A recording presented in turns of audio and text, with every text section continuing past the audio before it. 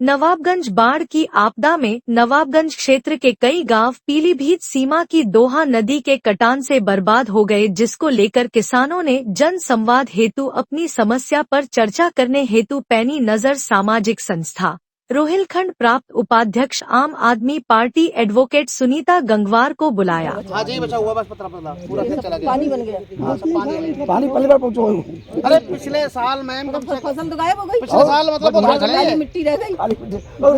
पिछले साल गाँव पर रास्ता थी सीधी,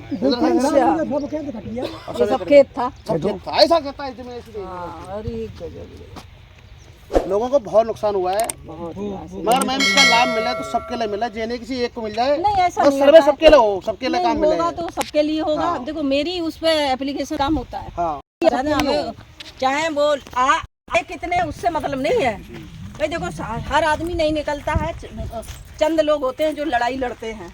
जैसे आज़ादी की लड़ाई लड़ी, सारे लोगों ने नहीं लड़ी, कुर्बानियाँ दी, सारे लोग तो नहीं मर गए थे। सब हिम्मती होते हैं जो देश प्यारे हैं, जज्बा रखते हैं, वो लोग लड़ते हैं। सबको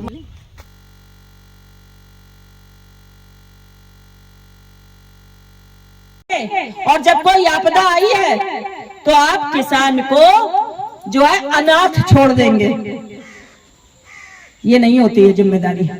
और लेकिन ये सरकार जिम्मेदारी नहीं निभाती है। ये जिम्मेदारी फिर हम लोग आवाज उठाते हैं, विपक्ष में हैं, सोशल वर्क करते हैं, तो हम लोग आवाज उठाते हैं इसकी। किसान भी धरने प्रदर्शन करते हैं, फिर भी नहीं सुनी जाती है। तो पहली बात हम आपको यही समझाना चाहते हैं, ये आपका अधिकार है। आपको सरकार कोई भीख नहीं दे रही है, आपको प्रशासन भीख नहीं दे रहा है, या अपने पास से अपनी जेब से नहीं दे रहा है। आपका ही पैसा है उनके पास।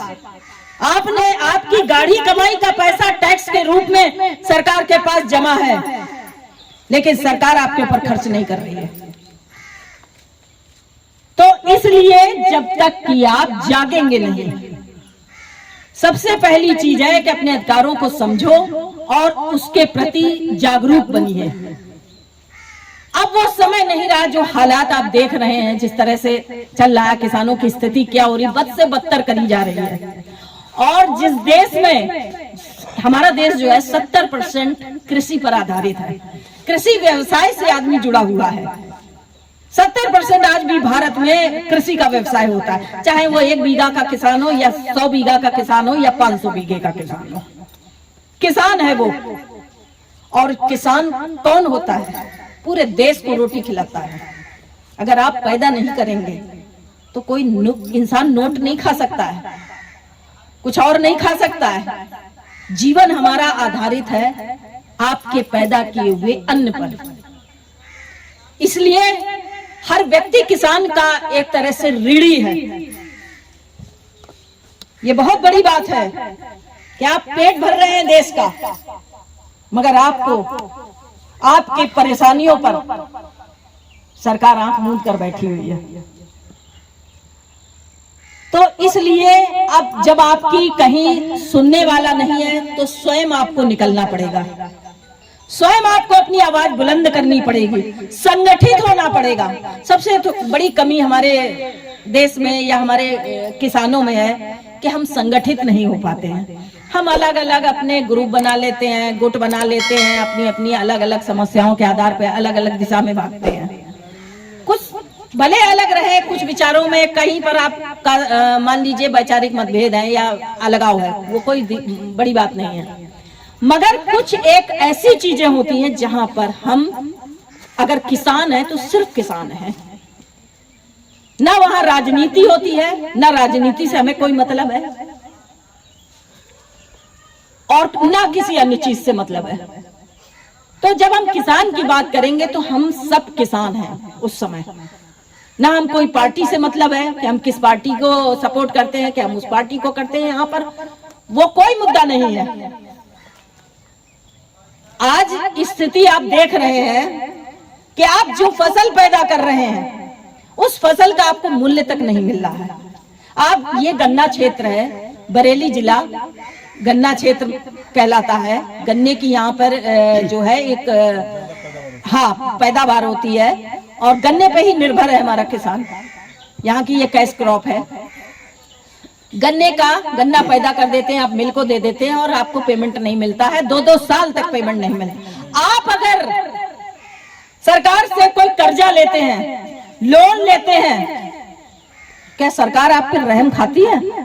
आपसे बिना ब्याज लिए आपको माफ कर देती है, या आपसे कह देती है ठीक है नहीं दे पा रहे कोई बात नहीं मत दो? ऐसा होता है?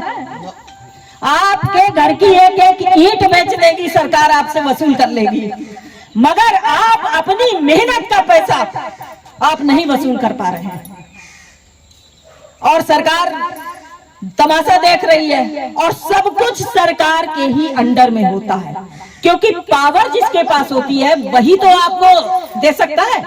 आपने उनको सरकार बना दिया, उनके पास पूरी पावर है और वो अपनी पावर से चाहे तो आज आपको घर बैठे वो पैसा मिल जाए, अगर वो चाहे, उनकी नीयत हो। प्रशासन तो उनके काम करने का एक सिस्टम है।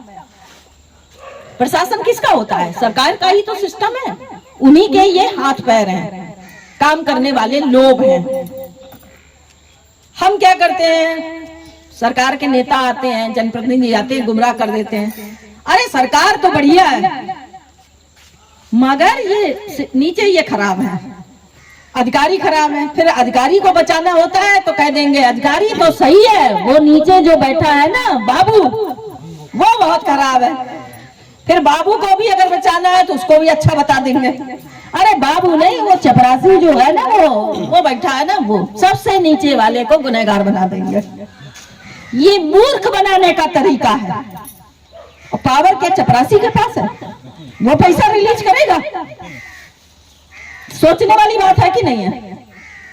इसलिए कहते हैं जो भी जिम्मेदार है केवल गवर्नमेंट जिम्मेदार है, क्योंकि गवर्नमेंट के बिना एक पत्ता भी नहीं हिल सकता। जैसे ईश्वर के बगैर ये पेड़ का पत्ता नहीं हिलेगा, हम चाहे कि मेरी मर्जी से हिल जाए, नहीं हिलेगा।